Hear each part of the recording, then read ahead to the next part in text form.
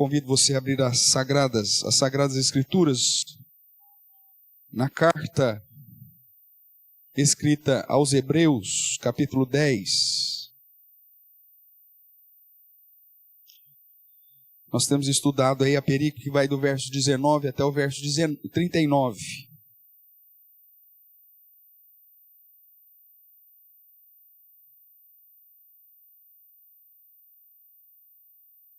Estamos caminhando aí, segundo aquilo que o texto mesmo nos conduz. Estamos aí na quarta parte dessa perícope. Então esse é o quarto sermão que estamos tratando aqui nessa passagem. Nós vamos ler hoje do verso 19, para relembrar, até o verso 25, até somente a parte A do verso 25. Eu vou ler, os irmãos acompanham a leitura que farei. Hebreus, capítulo 10, do verso 19 a 25, parte A. Diz assim, pois, a palavra do Senhor. Tendo, pois, irmãos, intrepidez para entrar no Santo dos Santos pelo sangue de Jesus, pelo novo e vivo caminho que ele nos consagrou pelo véu, isto é, pela sua carne, e tendo grande sacerdote sobre a casa de Deus, aproximemo-nos com sincero coração, em plena certeza de fé, tendo o coração purificado de má consciência e lavado o corpo com água pura.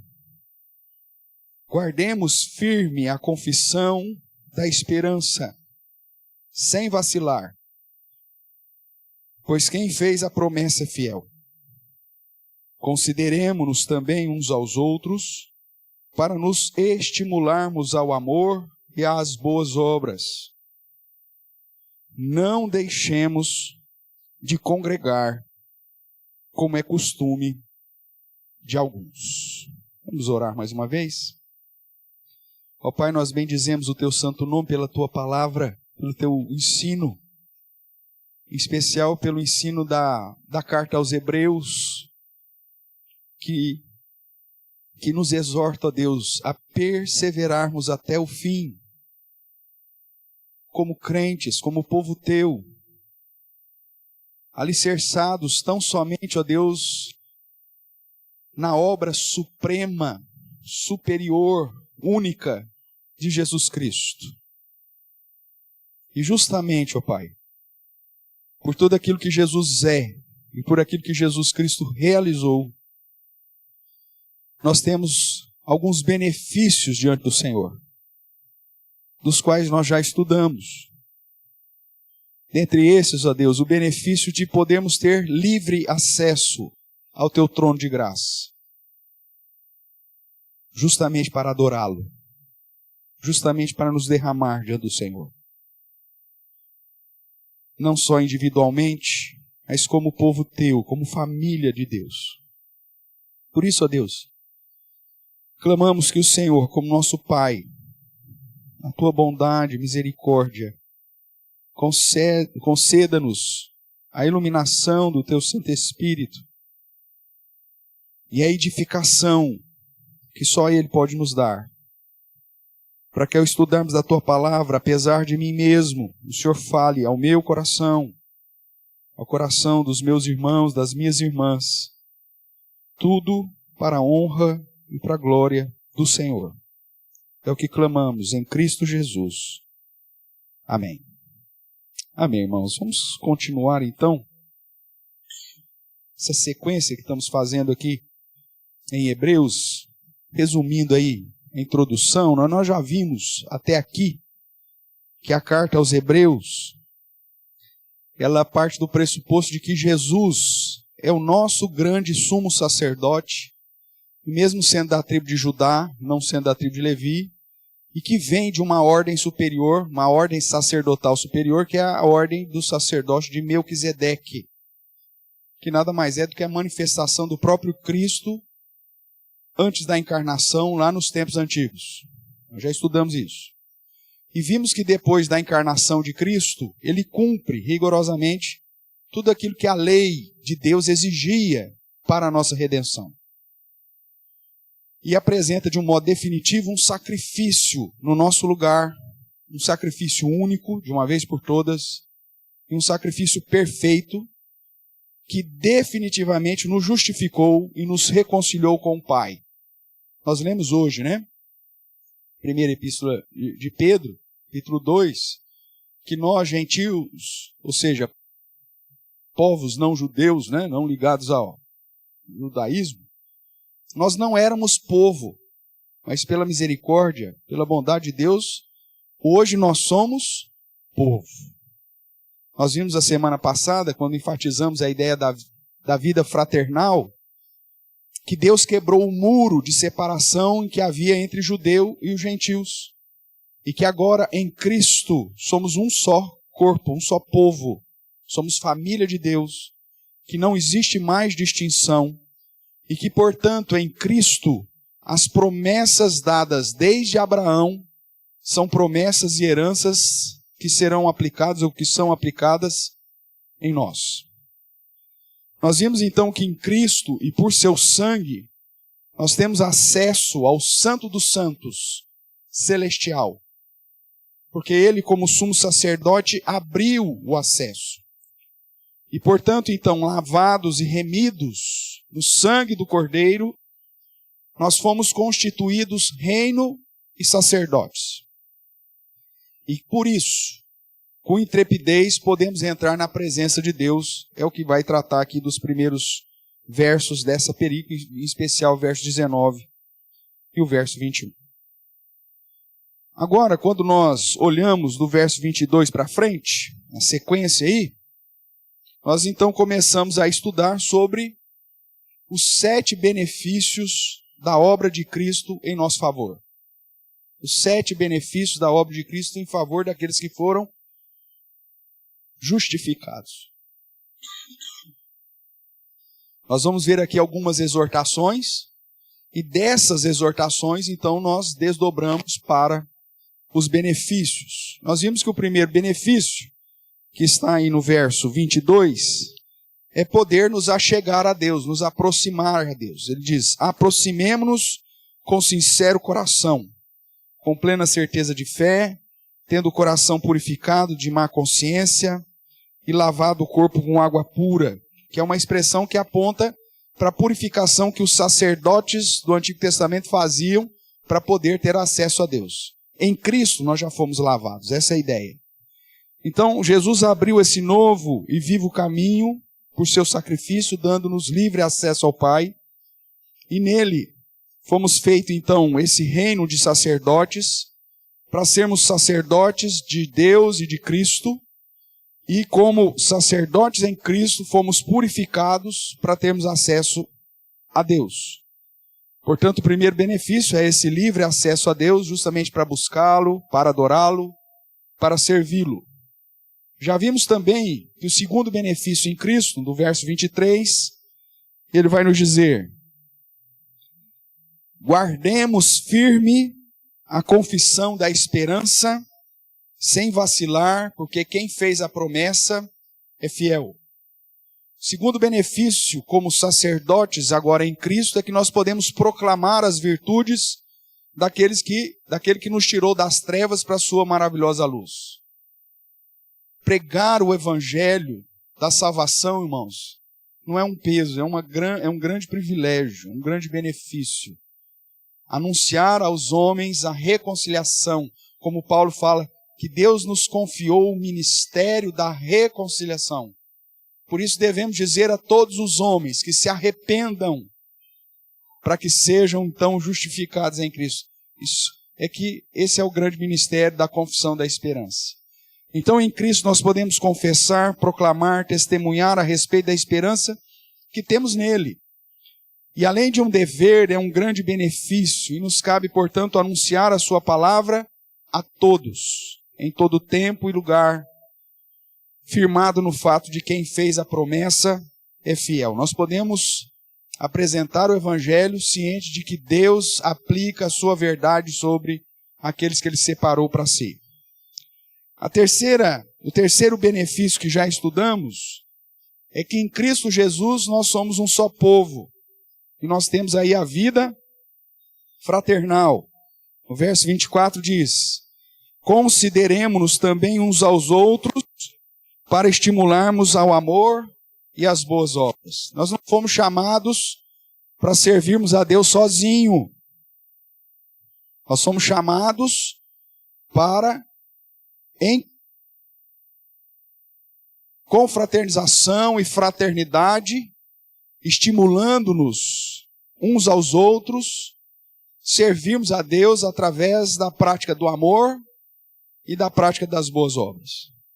Sob o preceito de considerarmos uns aos outros, nós temos então o benefício de vivermos em família de Deus, como parte do Israel de Deus e sujeitos às mesmas promessas dadas a Abraão. Como família, nós devemos estimular de um modo ardente uns aos outros, para que vivamos como família da fé, em amor, ou seja, em caridade, e na prática das boas obras. Hoje, nós vamos entrar no quarto benefício, que está aí no início do verso 25. Alguns têm trabalhado com a ideia de que a exigência do verso 24, consideremos também uns aos outros, acaba desdobrando-se na exortação do não deixar de congregar, do fazer admoestações. Porém, mesmo nessa perspectiva do desdobramento da exortação, isso nos apresenta outros benefícios. Por isso nós resolvemos dar ênfase não na exortação, mas nos benefícios que essa exortação nos traz. E, portanto, o quarto benefício recebido em Cristo, ou que são aplicados sobre aqueles que foram justificados em Cristo, é que não apenas podemos viver como uma só família, como um povo de Deus na vida fraternal, mas é que fomos chamados para vivermos em comunidade dos santos, como igreja do Senhor. E isso desde sempre. Não é à toa que o povo de Deus no Antigo Testamento é chamado da Assembleia do Deserto, ou da Congregação do Deserto, ou a Igreja do Deserto. Nós que não éramos povo, nós que não éramos da família, fomos agregados a esta família, e agora então, como as Escrituras já nos chamam a atenção, somos igreja do Senhor. Por isso a expressão não deixemos de congregar aponta para esse benefício, irmãos, de que temos em Cristo a oportunidade de nos reunir como família com o objetivo específico de servir e adorar o nosso Salvador. Aqui uma exortação negativa que resulta da anterior, mas que aponta para esse novo benefício. Então, considerando as exortações, nós vemos que as seguintes são uma consequência natural da anterior, a do verso 24. Consideremos-nos também uns aos outros. E esse consideremos nos conduz a estimularmos ao amor às boas obras, nos conduz a não deixar de congregar, a fazer admoestações, a viver de um modo obediente e com um modo baseado aí, perseverante, que é o que nós vamos ver até o final da perícope. Mas, justamente por conta dessa vida fraternal, eu não vou deixar de congregar, mas vou admoestar, obedecer e perseverar. Mas quando nós deixamos de lado um tanto a exortação e olhamos para os benefícios em Cristo, nós podemos então ampliar aí o ensino. Olhando para o original, nós temos a expressão aí que eu até coloquei aí no slide, essa frase final, que pode ser traduzida de uma maneira bem direta como: não deserte da igreja, não abandone a igreja. A expressão aqui é usada como base sinagoga, que era a expressão para apontar para a igreja. Não deixar de congregar é não somente o fato de não estar na reunião dos santos, mas é do fato de não abandonar a igreja, como muitos fazem desde a época que esse texto foi escrito. É portanto que é dito assim: não deixemos de congregar-nos como é costume de alguns. Irmãos, essa luta para preservar a vida congregacional é uma luta desde sempre no cristianismo.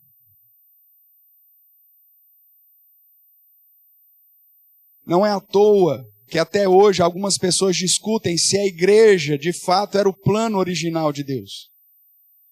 Mas quando nós reconhecemos que mesmo na nova aliança, é uma aliança, na verdade,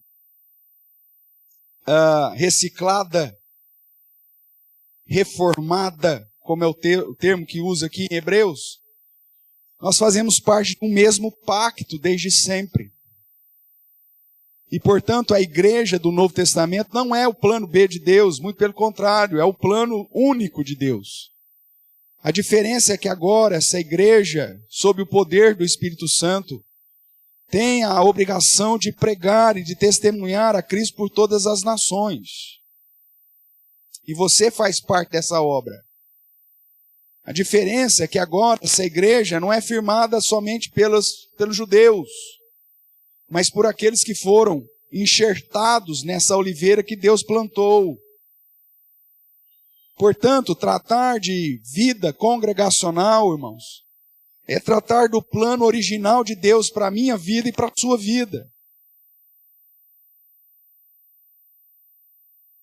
Pertencer à igreja visível não é uma opção para o verdadeiro crente, ou pelo menos aquele que fora justificado em Cristo e que sabe que através do sangue de Cristo temos livre acesso ao Pai. Muitos vão dizer, mas pastor, em Cristo eu tenho livre acesso ao Pai e eu posso fazê-lo na minha casa. É verdade. Mas você não vai ter um céu exclusivamente seu. Nós viveremos juntos. A promessa é de quando o Senhor Jesus voltar, os mortos ressuscitarão primeiro, os que estiverem vivos serão transformados, para juntos sermos reunidos nos ares e vivermos eternamente com o Senhor. O apóstolo Paulo quando trata a respeito da vida congregacional, ele diz que o objetivo de Deus é conceder na igreja apóstolos, pastores, mestres, para a edificação desta igreja. E que ninguém pode se edificar a si mesmo, porque não existe ninguém que tenha todos os dons necessários para a edificação plena. Nós precisamos uns dos outros. E nesse contexto, Paulo usa uma analogia, que é a analogia do organismo vivo, do corpo humano, onde toda parte é importante, onde o pé não pode dizer para a mão que não precisa dele ou dela, o olho, a orelha, e assim por diante, mas que todos são necessários. Eu costumo brincar dizendo que, olhando para a igreja contemporânea, nós vemos um filme de terror. Eu nunca assisti muito esse tipo de filme, mas pelas propagandas que vi, se não me engano, naquele filme da família Addams, tem uma mãozinha que sai andando sozinha pela mansão. Não tem um negócio desse? É o que a gente vê por aí. Porque você sozinho, você não é igreja. Você é parte. Então, olhando para a igreja hoje, é como se a gente estivesse assistindo família, uma mãozinha correndo por ali, uma orelha rolando por lá, um pezinho pulando para cá. Mas nós só somos igreja quando todas as partes estão juntas. Isso é vida congregacional. É tão verdade isso desde o Antigo Testamento, que Deus tira o povo de Israel e mantém esse povo ali dentro do processo do discipulado, 40 anos, unidos. Estabelece festas cerimoniais para que, pelo menos em 3 momentos no ano, todas as tribos de Israel deveriam estar reunidas. Quando você olha para os cânticos de degraus, ou os cânticos de romagem, salmos, você vê a alegria do povo em ir à casa do Senhor e ver todas as tribos ali reunidas. Não há mais distinção, há unidade, a vida congregacional.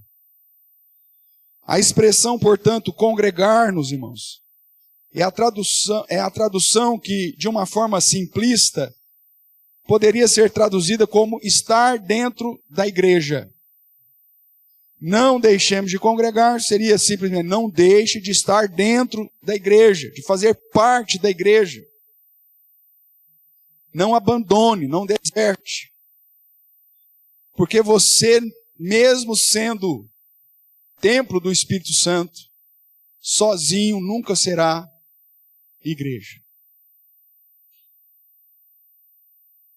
Nesse contexto, inclusive, Jesus falando da disciplina ou da pureza da igreja, quando em Mateus é registrado da aplicação da disciplina sobre aqueles que, de um modo obstinado, resolvem não se arrepender, ele diz, leva a igreja.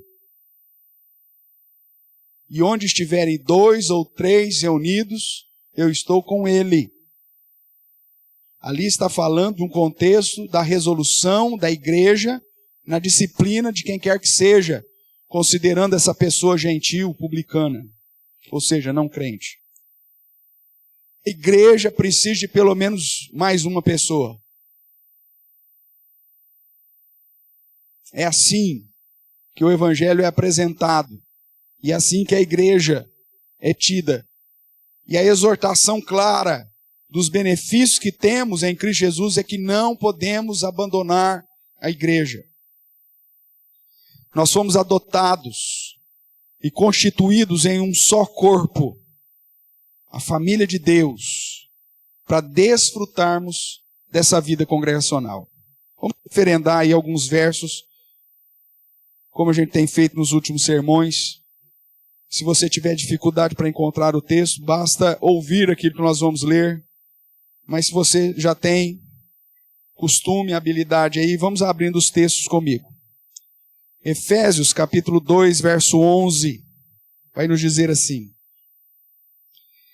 portanto, lembrai-vos de que outrora vós, gentios na carne, chamados em circuncisão por aqueles que se intitulam circuncisos na carne, por mãos humanas, naqueles tempos estavais sem Cristo, separados da comunidade de Israel, estranhos às alianças da promessa, não tendo esperança e sem Deus no mundo.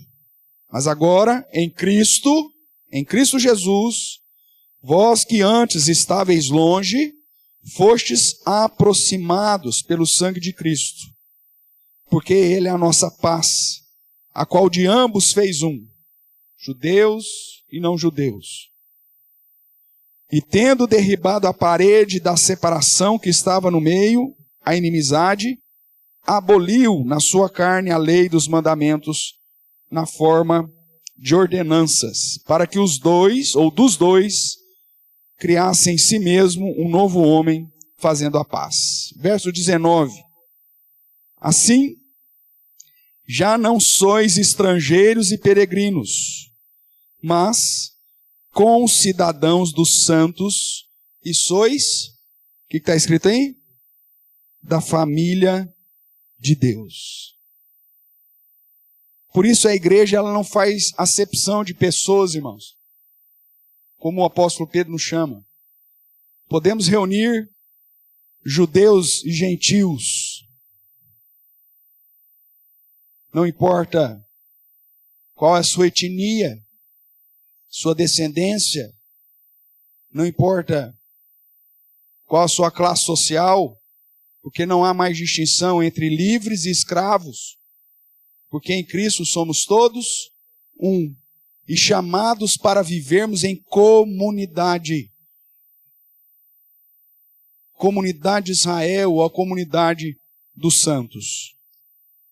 Indo para Romanos, capítulo 11, que trata justamente dessa inserção, quero separar aí apenas o verso 17, que nos diz assim: se, porém, alguns dos ramos foram quebrados, e tu, sendo oliveira brava, falando de nós, gentios, fostes enxertados em meio deles, e te tornastes participante da raiz e da seiva da oliveira. Jesus Cristo não tem duas igrejas distintas. É uma só igreja. A igreja dele.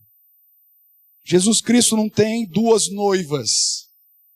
Israel e a igreja. É uma noiva só. Por isso nós somos um só povo. Somos da família de Deus. Somos o Israel de Deus. Para vivermos em comunidade dos santos. É isso que a Bíblia diz. Vamos olhar agora 1 Coríntios 11.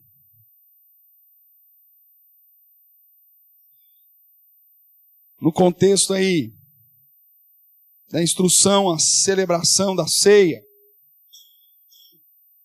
ele nos diz, verso 27 a 29,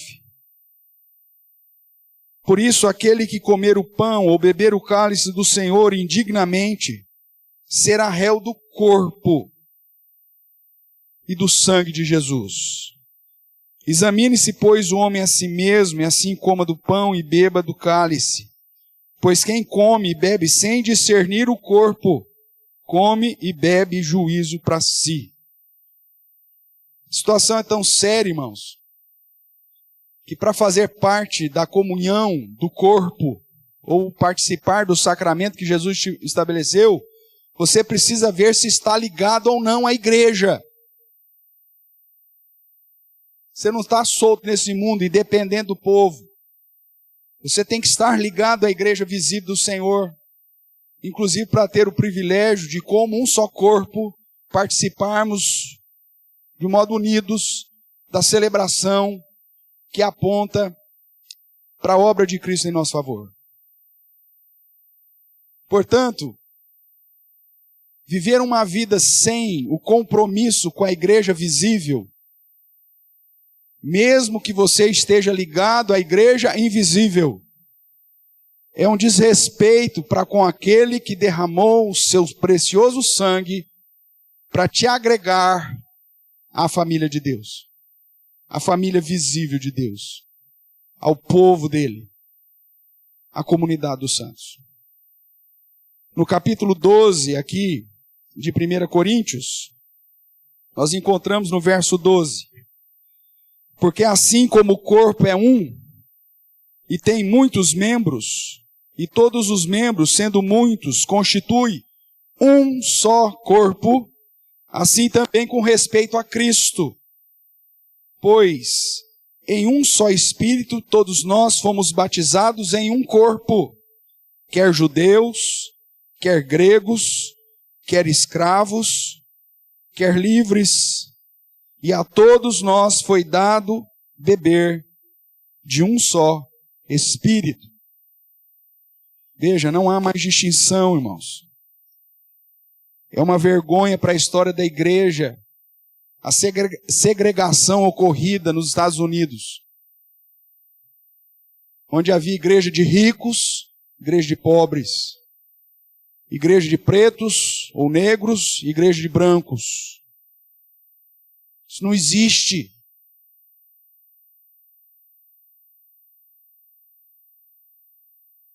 Eu sei que muitas vezes a instituição falha, até hoje, nos dias de hoje nós vemos isso.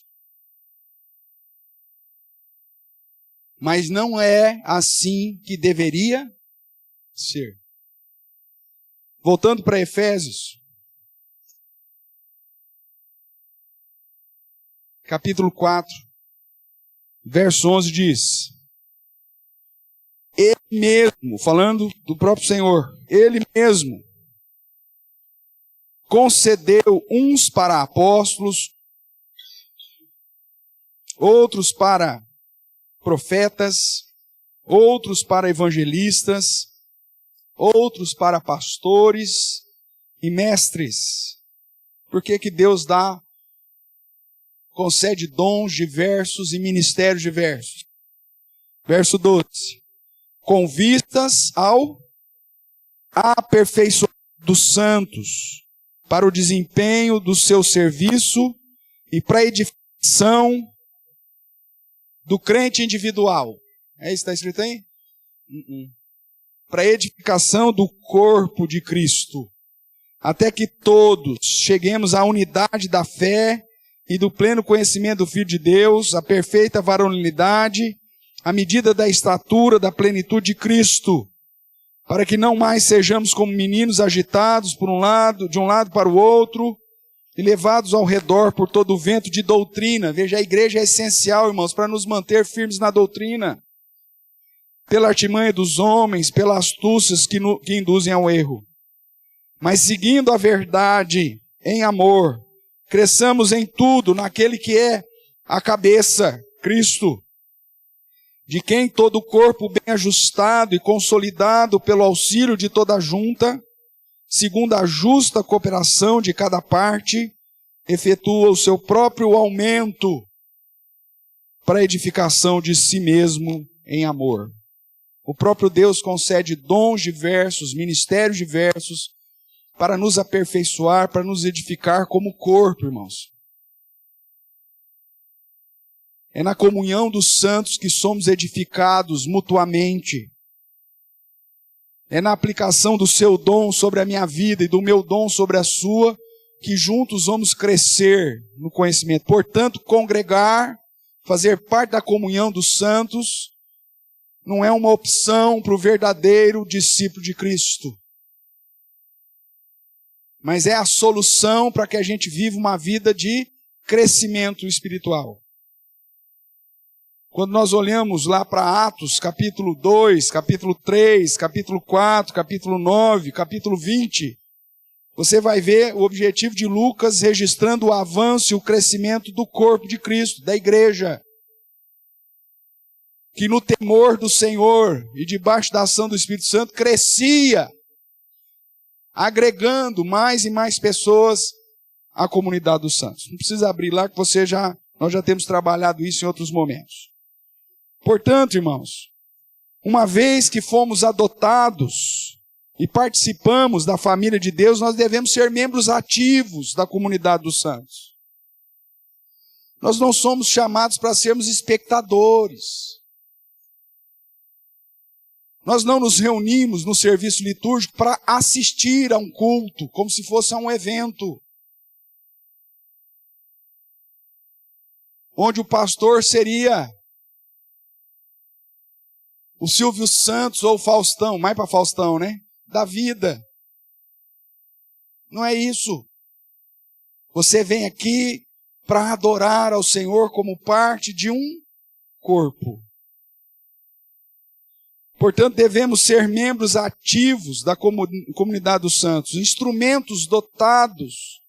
E como instrumentos dotados, devemos agir para glorificar a Deus e edificar uns aos outros. Vejamos aí, Romanos capítulo 12.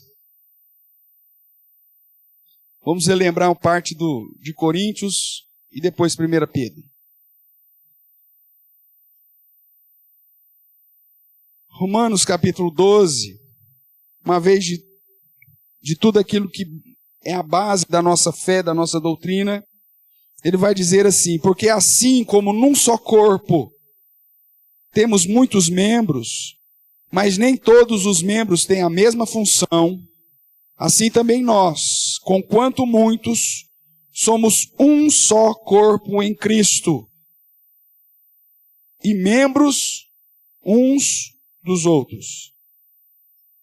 Tendo, porém, diferentes dons, segundo a graça que nos foi dado, se profecia, seja segundo a proporção da fé, Se ministério, dediquemos ao ministério, ou que ensina, esmere-se no fazê-lo, ou que exorta, faça com dedicação, o que contribui com liberalidade, o que preside com diligência, e quem exerce misericórdia com alegria. Veja, somos muitos membros, mas parte de um só corpo, dotados segundo a graça do Senhor.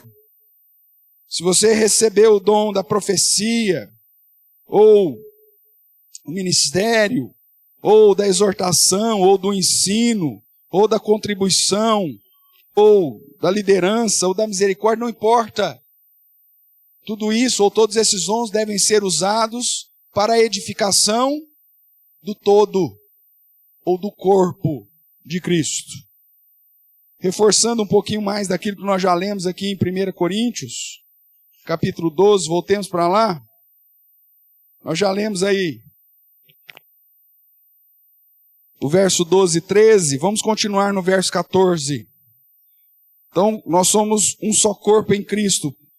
Verso 14 diz, porque também o corpo não é um só membro, mas muitos.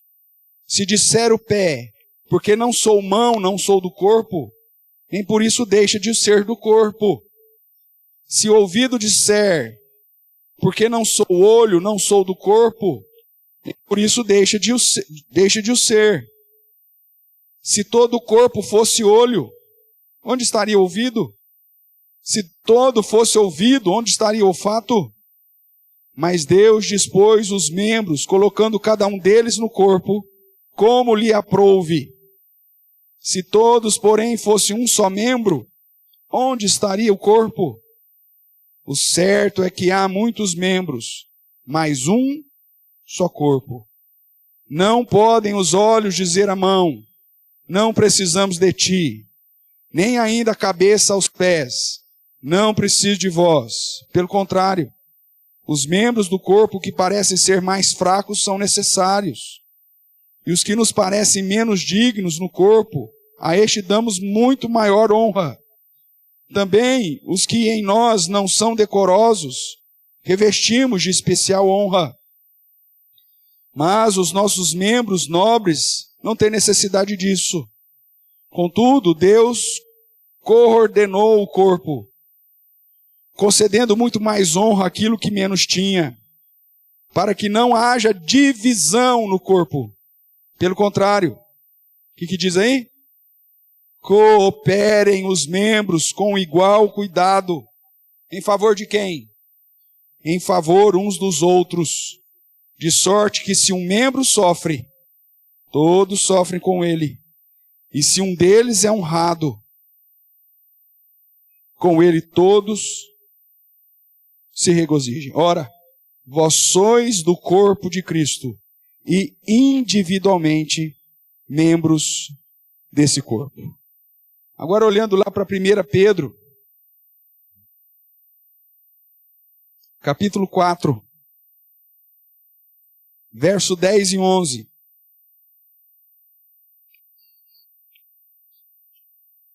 Nós temos aqui uma exortação única. Ele vai dizer assim, 1 de Pedro, capítulo 4, verso 10. Servi quem? Uns aos outros, cada um conforme o dom que recebeu, como bons dispenseiros da multiforme graça de Deus.